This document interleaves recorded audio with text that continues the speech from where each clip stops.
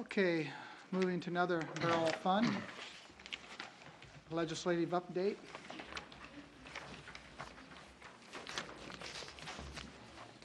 Dr. George, enlighten us. Well, the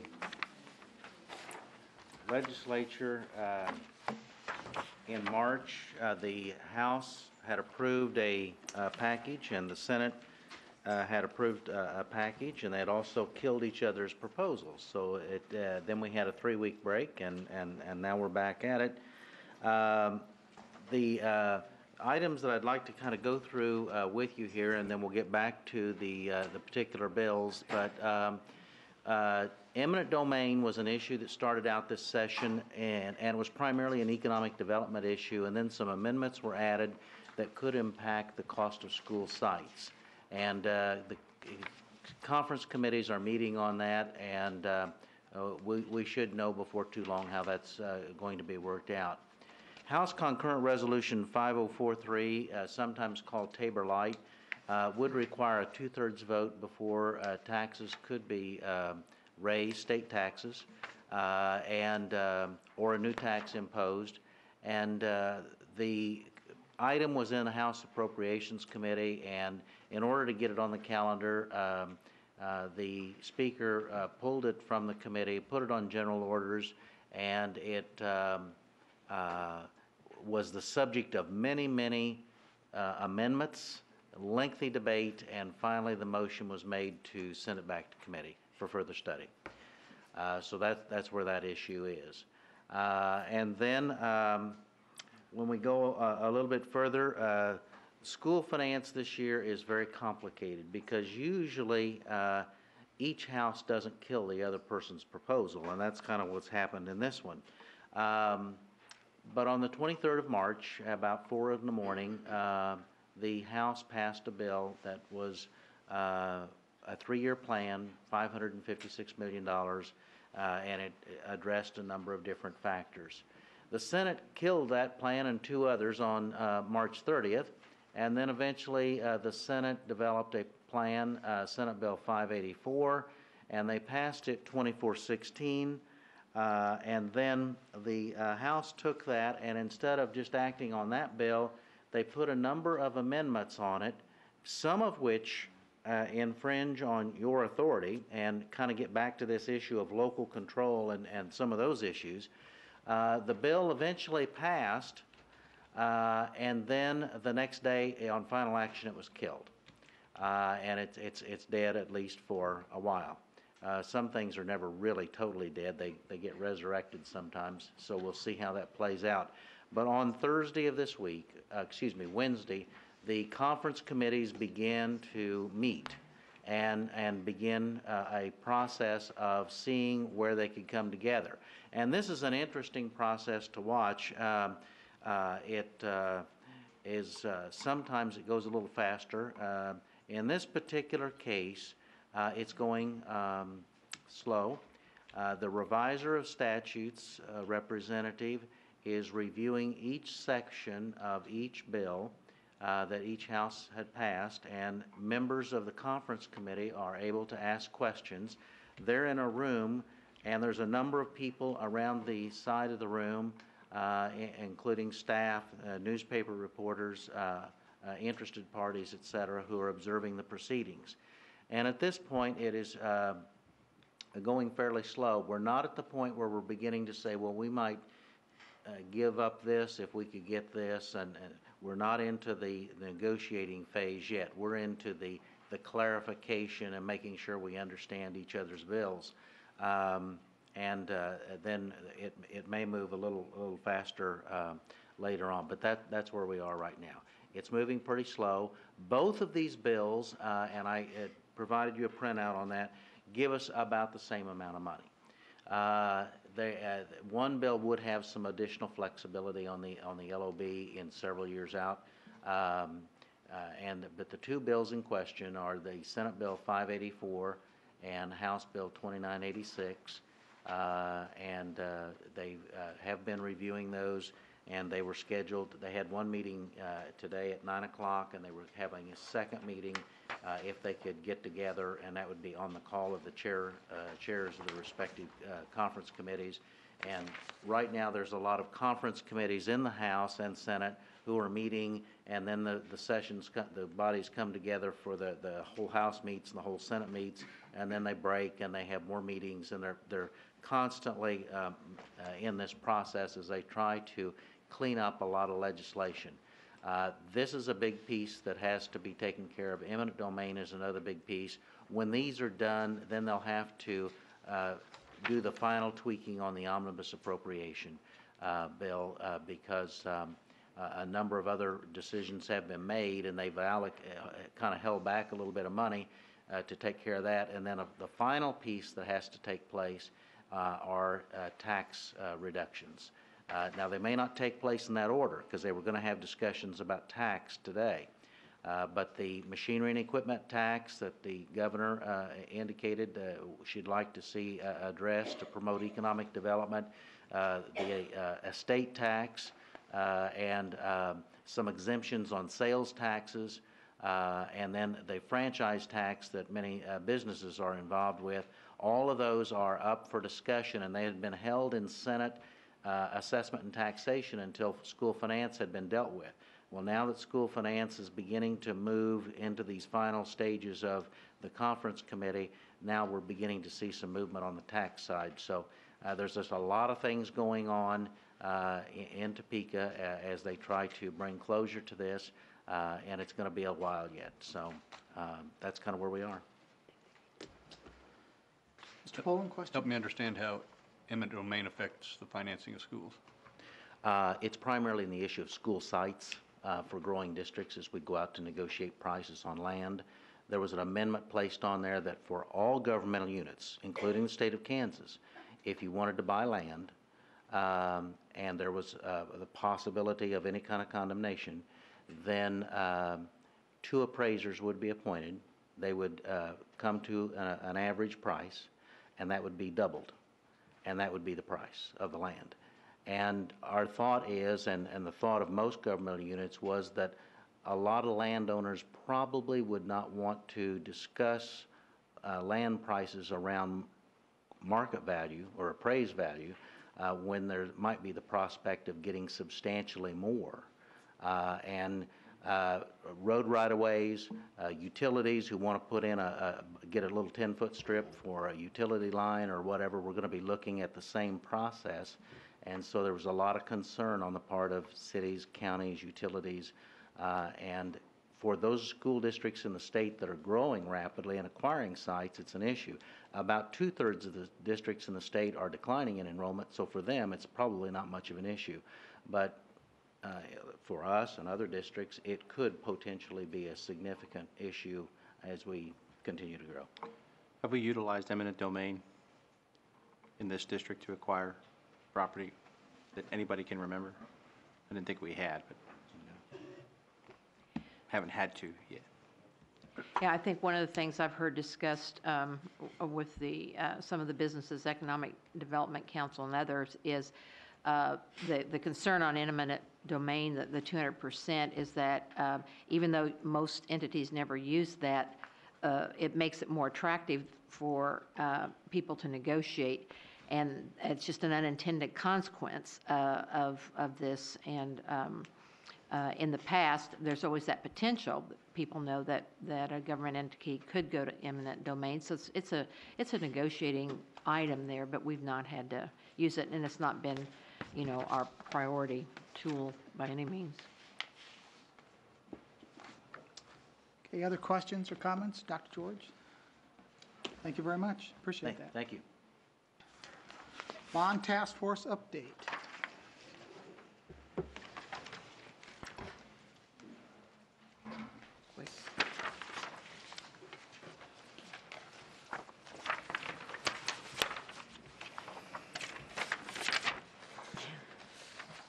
Okay, just as a kind of a quick reminder, Allison put this took some of our information and put this together for us, so I didn't realize it was going to come on one piece at a time. But as a quick reminder, the Board of Education set the bond task force in motion by approving the creation of a bond task force at its March meeting. And the reason for that was to allow community members and other stakeholders input into the process of identifying the capital needs of the district for growth, looking at our existing schools, technology, and the facility implications of academic excellence. Probably the most significant thing that I want to tell you tonight is that the group is still hanging in there. And for those of you who were at our meeting this morning, I saw a couple of you. I was thrilled to see you there. You saw how full this room was. It was incredible. And we are so proud of our bond task force members. We have 3 subcommittees. All the people that you nominated who were able to serve on it are great. Their attendance is great. Their commitment is tremendous. They have a huge desire for information and understanding. They're just sucking in data as fast as we can give it to them, and they've got a tremendous willingness to work.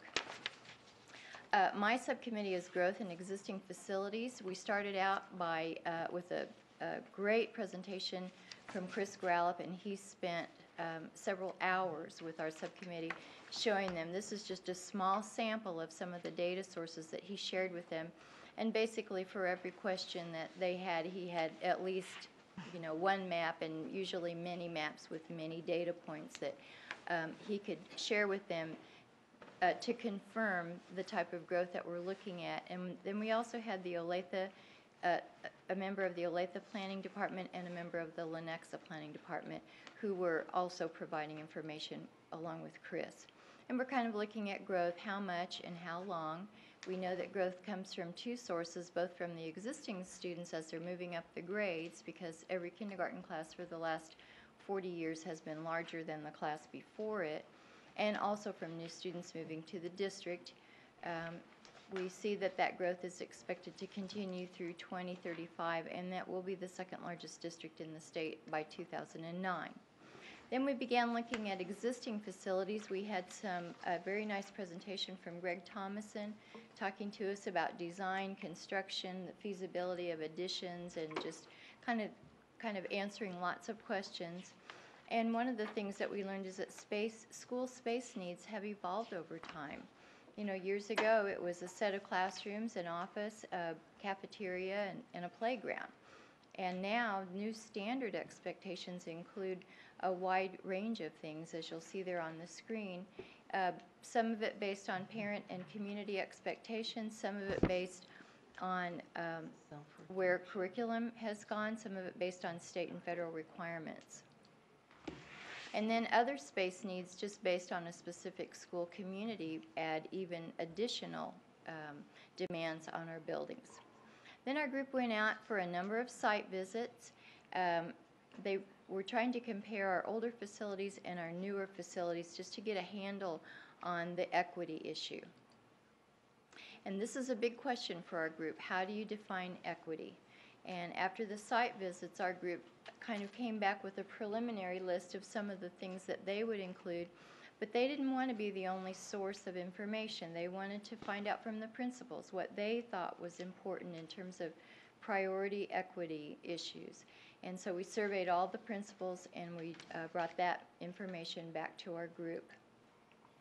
Now we're digging into details. They've split into a quadrant study by each high school attendance area. They're looking school by school at the needs. Some of them on their own, as I said, these are wonderful people, are making additional site visits because they want to make sure they really have all the facts.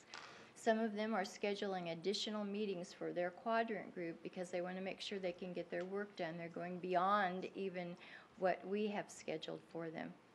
And what's coming next, after our groups have had a chance to go through all the detail work of their quadrants, they'll make recommendations, come back with some definition of equity after having really gotten their hands dirty working on details and feeling like they have a deep understanding of that. But another thing that we've asked them to do, because we think this is going to be really helpful to the board, is to perhaps describe some guiding principles for addressing facility needs, because not just for this bond election, but for the future, we felt it would be most helpful to the board to get an idea of what the community's priorities are. I'm always so excited that I can go before Dr. Banikowski because she's a hard act to follow. So I'll talk briefly about where we are with the technology subcommittee. Of course, we're working on the philosophy that we are building technology for a 21st century school district. The group had some homework to do right up front. We gave them the technology plan that you approved last August, and we had them study that plan and give us feedback on whether they thought that plan was still a valid plan, whether we needed to make any changes to it. As you know, that is a fluid document. We can change it. But they came back and said they felt like it was a very solid plan, it was innovative, and it fit our 21st century goal for our district.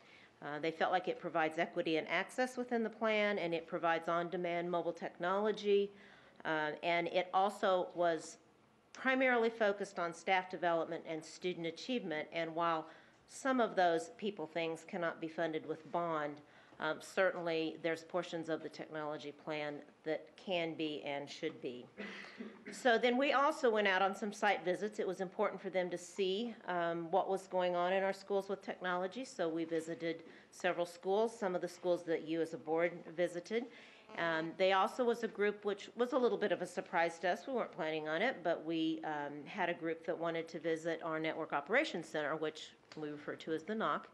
And there came some very interesting information out of that, which I'll present in just a moment. But one of the most important things that they've come to consensus on is that we need to continue with the implementation of our digital classrooms.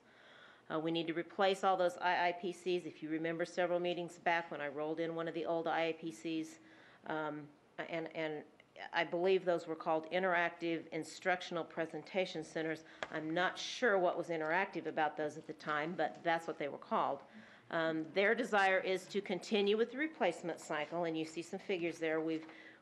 By the end of next school year, a year from now, we'll have about 567 rooms done. We still have 1,400 to go to get to 100%. And if we do it at the rate that we're doing it now, at about 150 rooms per year, we're going to be 10 more years at it, and they did not feel like that was acceptable, that we need to bring that to scale and that is a high priority. And then, as with everything, we talked about what are the long-term impacts and what are the effects of moving forward with that technology. And of course, we need to plan for a replacement cycle, we need to plan for ongoing support, and we also need to plan for staff training. The other aspect that we've looked at and talked much about is wireless access, which fits into the technology plan under providing on-demand mobile access to technology for our students.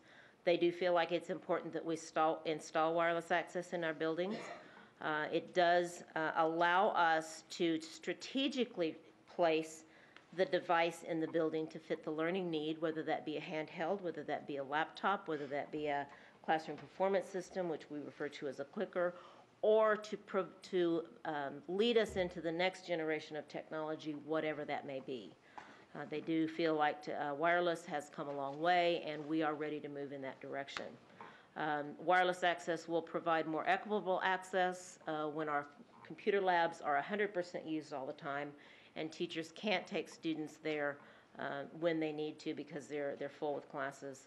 And it does meet our needs for online testing. Again, long-term impacts there, replacement cycles of that hardware, increased support staff, and what is the impact on our infrastructure with that wireless technology. Then the two other things that we have struggled with and are continuing to work on, when they visited our NOC Center, they were amazed that a district this size, with a network that's one of the largest in the Kansas City metropolitan area, was able to manage that with the NOC Center that we currently have. They felt like we were undersized and that we need to take a serious look at some kind of technology center in the future. Rita, where is it? Where is the NOC Center? Is it The here? NOC Center is actually in the back part of what was the old Education Center, Okay. in the same campus with the Service Center. Actually, I believe that it was previously the food production portion. And we've made very good use of the space, don't get me wrong. The Service Center did a great job of building that out for us, but we are full over there, and the committee just recognized that there's some capacity and growth needs there.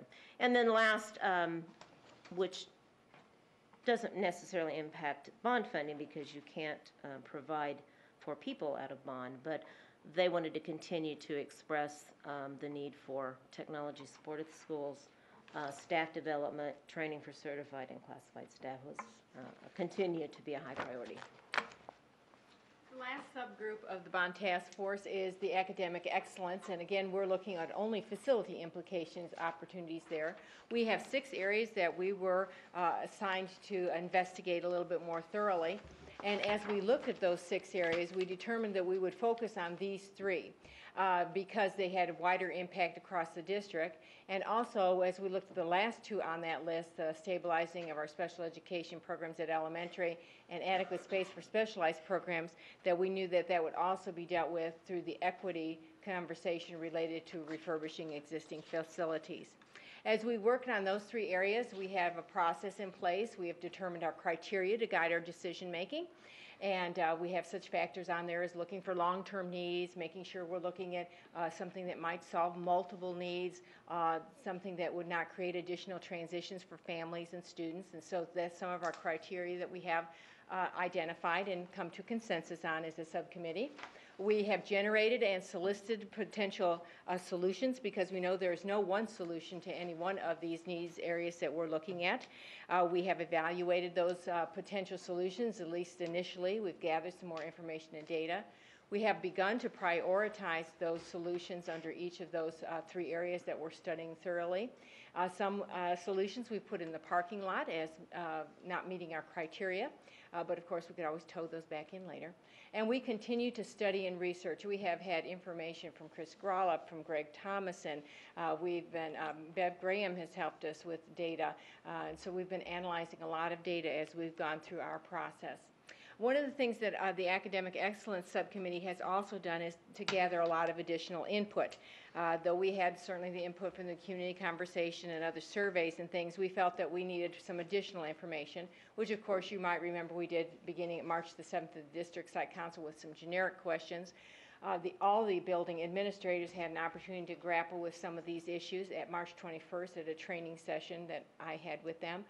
Then through April and May, every building leadership team, 100% of them in this district, had an opportunity to have input on these discussions as well, because we know how much you value and we value our stakeholders, internal stakeholders' input.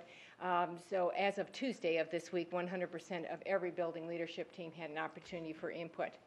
We also have done a wide variety, as you can see, of parent focus groups. And this was a challenge at this time of the school year. Our principals invited parents to come in. And we had actually scheduled 4 sessions, and we ended up having to have an additional 5th session last night in order for us to say 100% of our schools have had parents involved in focus groups to discuss these. Each school, as I said, 100% of the schools participated. They had a detailed PowerPoint that I provided information to them, and so that they could have as much information as we had in background. And then they had an opportunity to go through a focus group process. And of course, we just finished, as you'll notice the date on there, that was last night. And we just finished the final ones of those focus groups and are looking at analysis. We also felt that we needed some additional information, even though we have some indicators of a desire for some additional full-day kindergarten options. We thought we wanted some additional information. So right now, though you can't read that, just to give you a visual there, we have a survey out during kindergarten roundup that is occurring this week, predominantly this week. And so at all our schools that are non-Title I schools, we have a survey out asking such questions as, should we provide additional options for full-day kindergarten? If we did, would you have been interested, because this won't impact them, would you have been interested in your child participating in full-day kindergarten if it was fee-based? What about if it was fee-based and it was not at your child's school but at an alternate location? Because we've talked about a variety of those. So again, more input, and until we have all that by the beginning of next week, we will then, of course, analyze it. One thing that we've been very committed to on my subcommittee, which is an excellent group of individuals, we have looked at kindergarten, 9th grade, 6th grade acceleration, as I said, our 3 focus areas. We have determined that these are very independent conversations and yet connected. And so we're trying to look at them independently and then see if there is some connection that we need to look at there. This is our next steps as a subcommittee. We're meeting a lot. We're bonding. We have now created subcommittees of the subcommittees. And we have further analysis that we have to do, of course, on all this input, further outline our implications for all those solutions, evaluate those solutions against the established criteria, and, of course, prepare our findings. And I might end with this because I ended every conversation with all the parent focus groups and the building leadership team focus groups with this comment, that at a moment we're at a juncture in our district and we're making a decisions for the next whatever 40 years or 10, 20, 30 years. But really, it's just a stopping point for just a moment because the focus of our district, our teachers and our administrators and our parents are to focus on the education for children. And no matter what comes out of the bond task force and where we're moving to next, our job is to focus on a safe, positive learning environment and a world-class education. And that's really what we're about.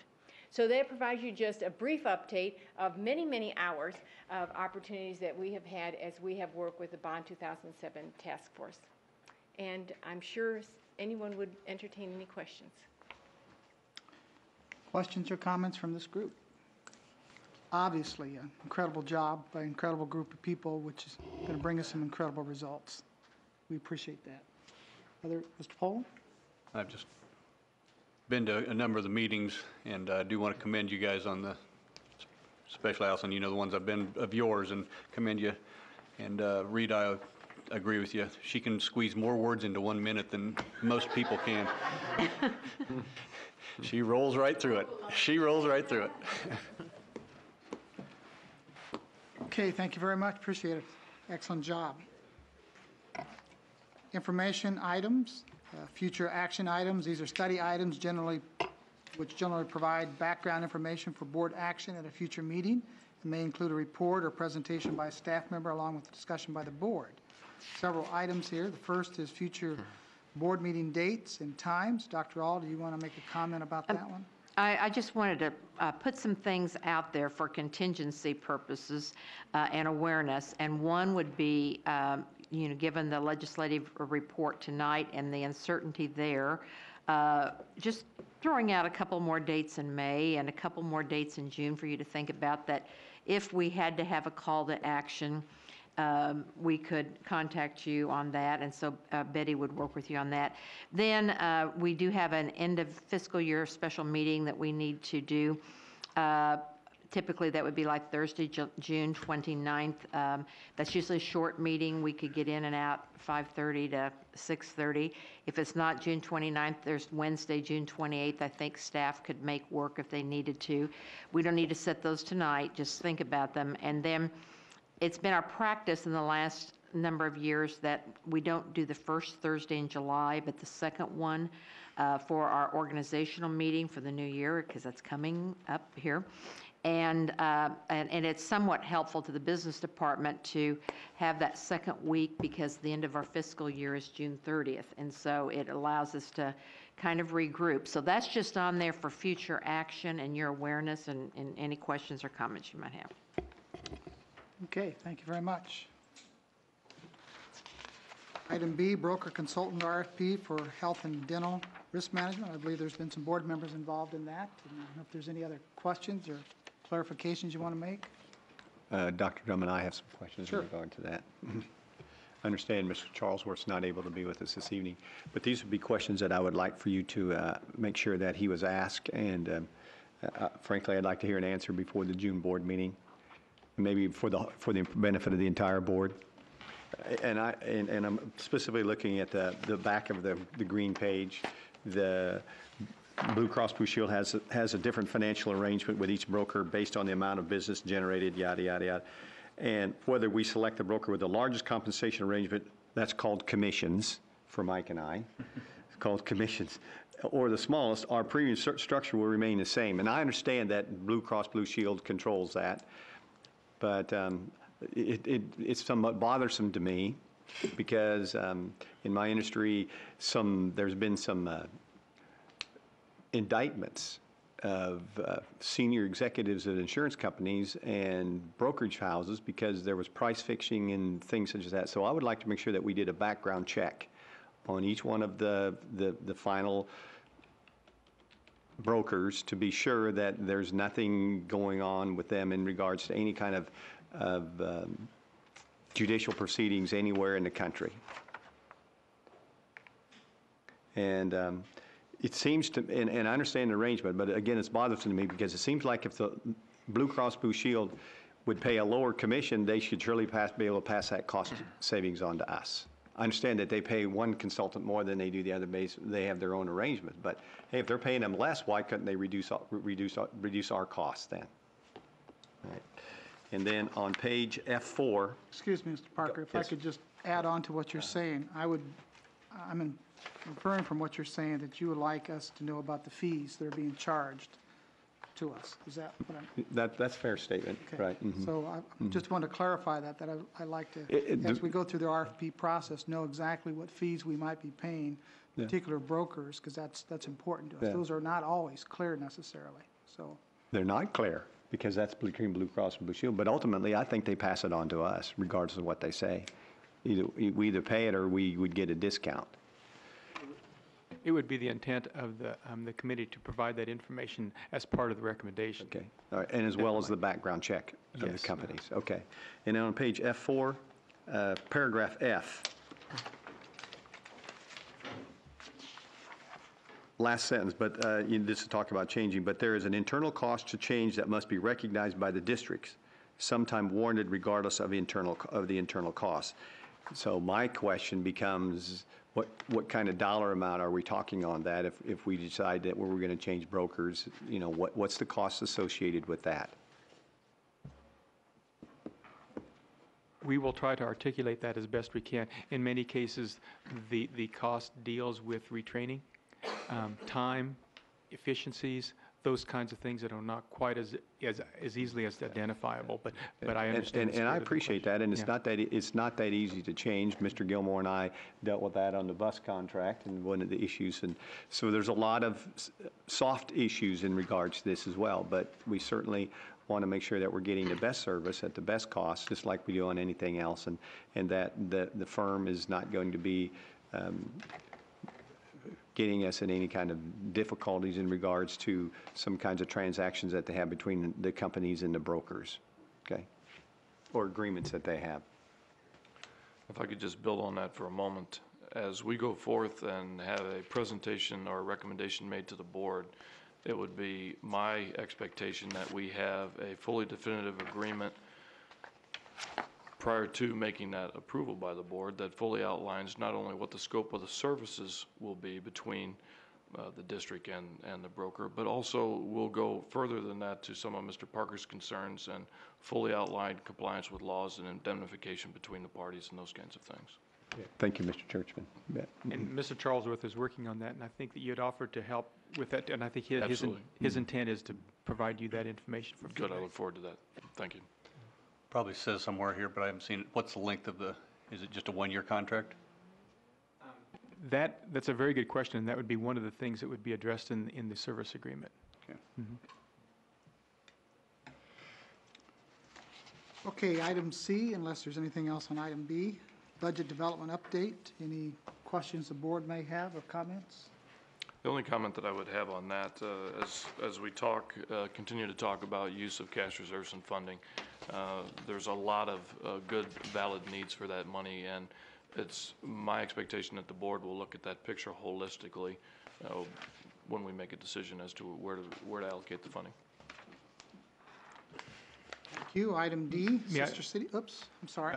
Again, Clarification? And all we're trying to suggest here is that if there is a desire on the board's part to address some of the capital needs for next year, if we don't know that by June, our service centers simply will not be able to get that going with their contracts, with their architects. I mean, to get those plans even in motion to get those accomplished, which is fine, but we're just trying to help the board understand that. And you're really referring to the priority 1 items? More the priority 2 items. Yeah. There's adequate funding for the priority 1 items with the normal revenue flow that might be generated by the 5 mills.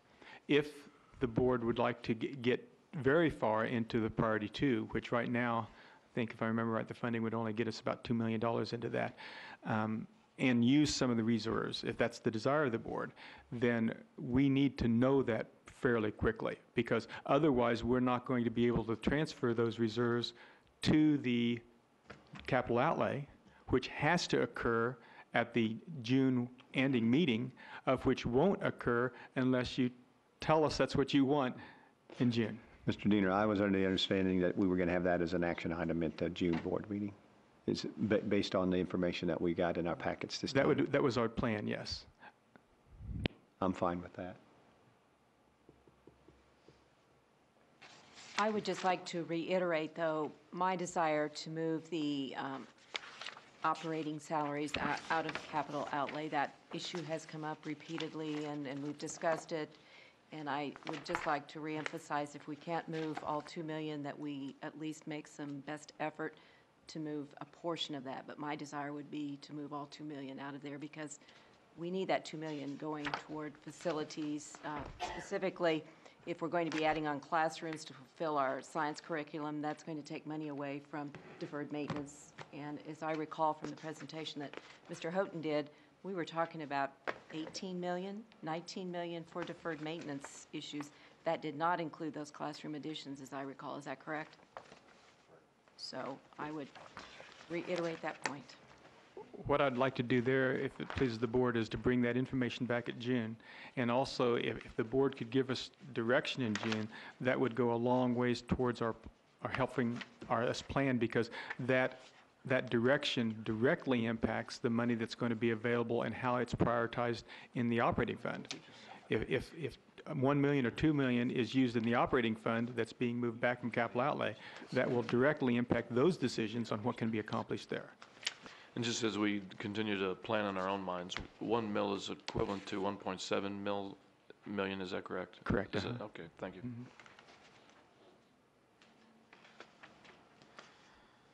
Okay, thank you. Sister City, any questions or comments? I guess I would ask the question, the 2 representatives from our school district, will they be Spanish-speaking representatives? Not tonight. Oh, come on. Zinni Schmidt is probably a good candidate for that opportunity, and she was our chief person to negotiate what we did when we went down there last time. Zinni is really good at that. She'd be a candidate to go, Ms. Ashby. I think that would be something I would encourage us to look at doing, if possible. Thank you. Item E, technology future bids.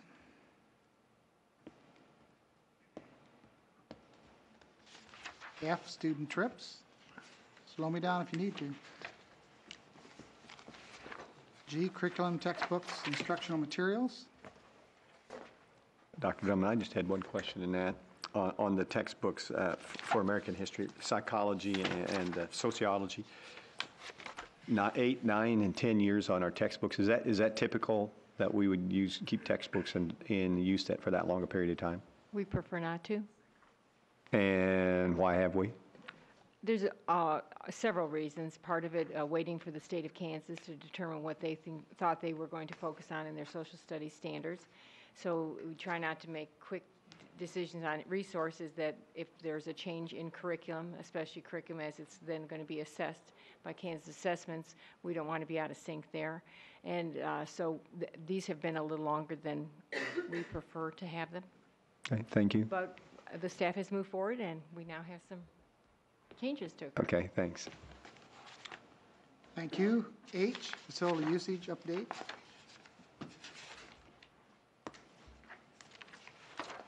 Okay, thank you. We'll move to informational items. These are written reports that inform the board on a variety of topics. Superintendent or staff member preparing the document for additional information is available here if you want to talk to them. Please let me know as I go through these, if you want to slow me down. The Kauffman Foundation Math Science Initiative, we heard about that, the great things that we're going to be able to do with that. It's just a wonderful jump start for some really good programs for our students. Quick question on that. Yes, sure. Did they stipulate, like the county's doing to us, how we use it? And then how are we held accountable for those funds? These are grant funds, so we made an application. We had to go through an application process to identify what we hoped to do with the funding. They went through a process where they brought school districts in, and many of the grants applications were modified, but as indicated earlier by Laura Lee, our grant was taken as submitted, and all the things that we requested are being funded. We do have to have a little bit of a match, a 15% match for some of the funding, but we will get the $1.5 million. We got the total we requested for 3 years. And then what accountability is there back to them? Is there any? Certainly. We have line items set up so they can see how the money is expended. We are counting anything that we like to show we're going above and beyond the grant expectations. And they will also, we will be responsible for participating in some metro groups because they want to get the school districts together to learn from each other and to share, so we'll have to be participating in those as well. We currently have positions posted to fill things related to the grant. Thank you. Okay, thank you very much. Employee climate survey, we do this yearly as part of our Baldridge, as I understand it, and so it's in process at this point. That is correct. Questions about that? And C, calendar of events, as you see, there's a lot of activities with retirements and last day of students, special board meeting, of course, and then another board meeting, and maybe even another board meeting that we may have. So May will not be a restful month for all of us. Executive session, Dr. All, you have several items for us, and I have an item, so what's your best guess? 45 minutes? I haven't done very well on timing tonight. Nor have I. Timing's everything. But it's important business, But it's important. and it's worth our time, so. It is worth, thank you very much. I think it's been great information tonight from every aspect. It's just so hard to get through so much Just when to there's so comment much on going that, on. You know, sometimes in the past, I kind of felt like we would run through our board meetings rather rapidly, and my compliments to this board. This is a hardworking board. Hardworking board, very thoughtful, very deliberate, and I know it takes a lot of time, but these are important decisions that we have to make and discuss, and it's well that we take the time to do that, so. So I'm okay with it. Okay, for executive session, I think that you will need at least 45 minutes. Okay, let's start at 45 minutes, maybe starting at... It'd be quicker if we wouldn't come back for an hour. Then if we come back in 45 minutes, it saves us time. We know we're going to do an hour. I just know. Okay, let's 60 do minutes. 60 minutes with a little bit of a break here in between. So maybe if we could have a motion that would suggest that we would recess to executive session at 10:05, return at 11:05. Just a suggestion. I move that we recess to executive session to discuss personnel matters of non-elected personnel to protect the privacy interests of the individuals to be discussed, and to consult with attorney on matters deemed privileged in attorney-client relationship to protect attorney-client privilege and the public interest, and to discuss negotiations to protect the public interest in negotiating a fair and equitable contract, and to return to regular session at 11:05 p.m., 60 minutes from now. Second. Have a motion and a second to recess executive session at 10:05, return at 11:05. Any further discussion? Ms. Carpenter? Mr. Churchman? Yes. Dr. Drummond? Yes. Mr. Gilmore? Yes. Mr. Parker? Yes. Mr. Poland? Yes. Mrs. Wilhelm? Yes. Ms. Ashley? Yes. Thank you. We're in recess.